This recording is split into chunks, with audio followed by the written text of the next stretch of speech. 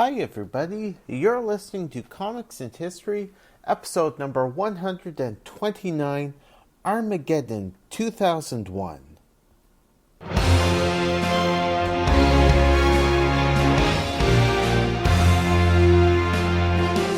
welcome to the show.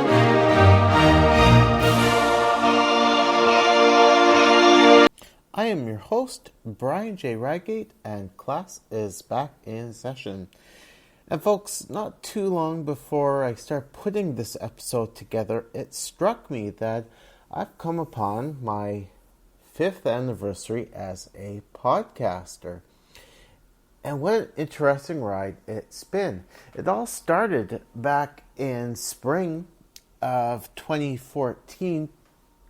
We had a professional development day at my school, and one of the things we were talking about was the potential benefits of using podcasting within the classroom. And I'd already been thinking about podcasting in one form or another, but that PD session really inspired me to go home and look for an app that would allow me to podcast easily, primarily within the classroom. And so I chanced upon the Spreaker podcasting app, which I'm using to this day, and I found that it was pretty easy to record a free 25-minute long episodes. And so I actually tried recording and releasing a couple of episodes. The C and Date show didn't even exist at this point. My plan was to actually host primarily educational podcast where I was going to spend most of my time addressing other teachers and talking about the benefits of podcasting and issues that arose with podcasting. Wasn't quite sure where I was going to take it, but even in recording those 2 experimental episodes, after talking about the concept of podcasting and the educational side of the medium, I found myself talking about comic books. And so after that I said, okay, I've got to do a regular show. And that show became Comics and History.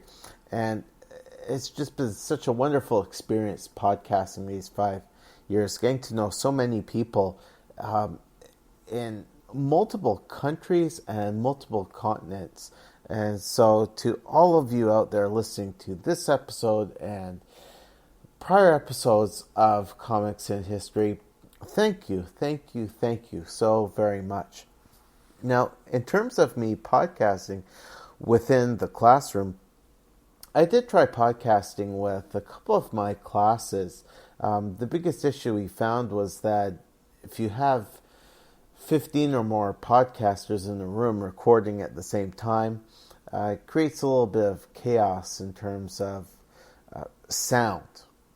Basically, students found that unless they went out into the hallway individually to record, they'd be recording in the classroom, but they'd be picking up everybody else's recordings.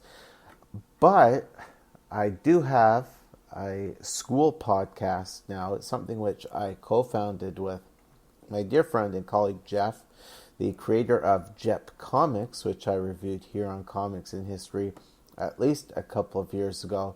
And we have a roundtable format where we have a group of students from various grade levels, and we talk about things going on within the school, as well as other things that the kids find really interesting. It can be a pretty wild, raucous show, and it is, I would say, the polar opposite of Comics and History, where it's me speaking about comics for 45 minutes straight. So, getting back to the whole concept of my 5th year anniversary, I got thinking that to mark this milestone, I should look at something significant, something of interest to myself.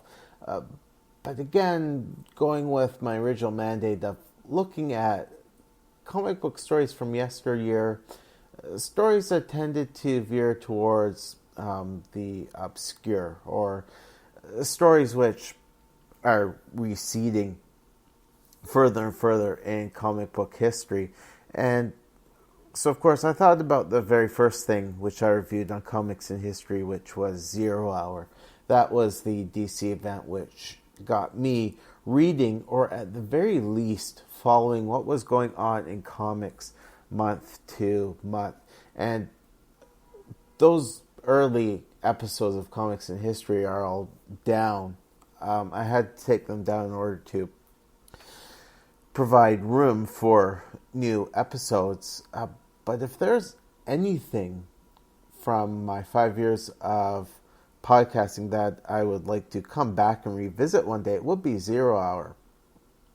Just because I think I've grown so much as a podcaster that I do a much better job in terms of not just synopsizing the stories, but also providing that all-important critical analysis of the event. So again, thinking about my 5 years in podcasting, I thought, hey, why don't I talk about the comics event which played a pretty consequential part in inspiring the release of Zero Hour. That's Armageddon 2001.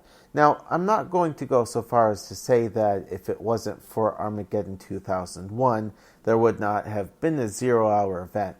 With or without Armageddon 2001, Zero Hour, in my opinion, was going to happen anyways. Dan Jurgens and others were committed to producing a story which addressed and then allowed the creative brain trust at DC to move past a number of continuity glitches which had come up in not even 10 full years of post-crisis continuity. But I will hazard the suggestion that if it weren't for Armageddon 2001, Zero Hour would still look pretty different. For one, without Armageddon 2001, two principal characters would be missing from Zero Hour, and my thinking is that without Armageddon 2001 coming beforehand, in Zero Hour, there could very well have been an invisible force that the heroes were fighting against up until the point where Hal Jordan was revealed as the big bad. Or perhaps Hal Jordan would have been revealed as the big bad much earlier on in that event. But in any event, Armageddon 2001 is an event which interested me. It's one that I've read after the fact, of course. It's one of those stories which really is, I wouldn't say fading into obscurity, but thanks to the number of realignments in DC continuity, it certainly is, I'd say, moving more into the recesses of earlier DC Comics history, to the point that there may be a number of you out there listening to this show who are saying, I've never read Armageddon 2001, or I've only heard the basics about the storyline. And so I'm not going to say that this event is vague or obscure. I'm just saying that it's close to 30 years old, so I think it's fair game for me to talk about on this show. I'm pretty sure this is going to be a multi-parter. I'm not going to talk about all of the chapters that made up the Armageddon 2001 storyline, but I am going to talk about the main story itself. But I want to do so much more than that. I want to talk about the concept of Armageddon 2001, why at the start it seemed like a very appealing concept, a concept which really should have been massively successful.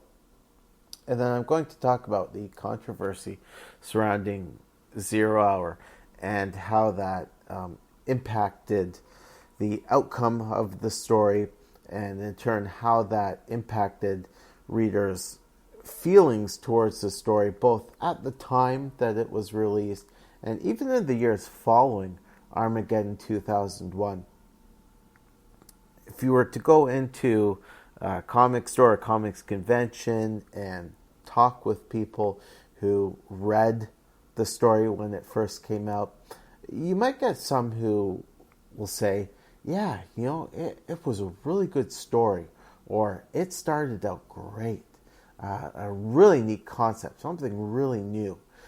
Whereas, I think more often than not, though, you'll hear people say, yeah, that was a story which started out good, but man, that ending sucked. Or this was the event which made me give up DC for a while. Or because of Armageddon 2001, it showed that you can't really trust a major comics corporation like DC.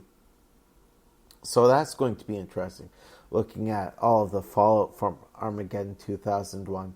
And then I'm going to talk about its lasting legacy.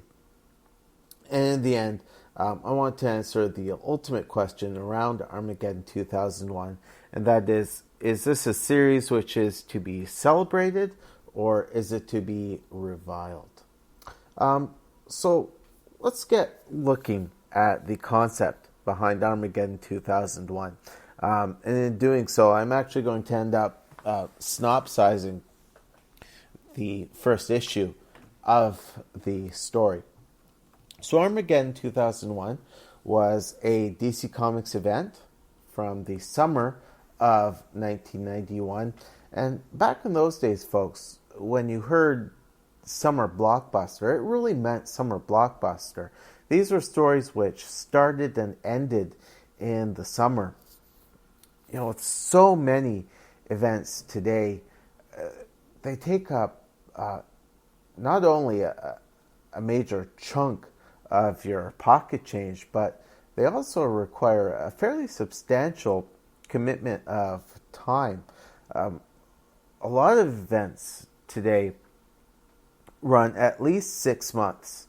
I would say closer to 8 months. And then when you factor in things like publication delays, as well as spin-off or epilogue stories, you're looking at the better part of a whole year for an event to take place.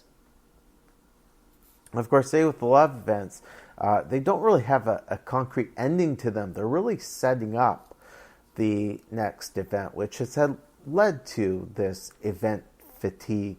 It's led to a lot of cynicism amongst comic book fans. But during the Copper Age, this was still a time where an event would unfold over a month or 2 months, and that was it.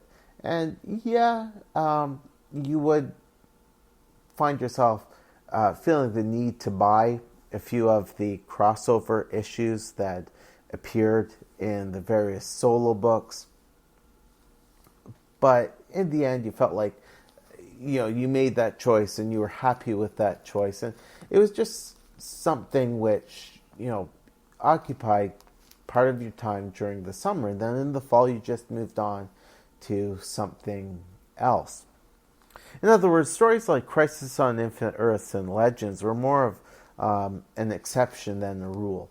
When you think of other Copper Age DC events like Millennium, War of the Gods, those were done pretty quickly.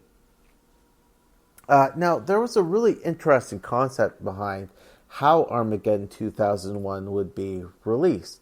Because thanks to stories like DC's Crisis and Marvel's Secret Wars, there was the main mini-series, which consisted of a few issues, but then a number of the ongoing titles within the company's line of books would act as tie-in issues. Armageddon 2001 set out to do something different. There would be a 2-part miniseries, and those 2 parts would actually act as bookends, the introduction and the conclusion. The main body of the story was going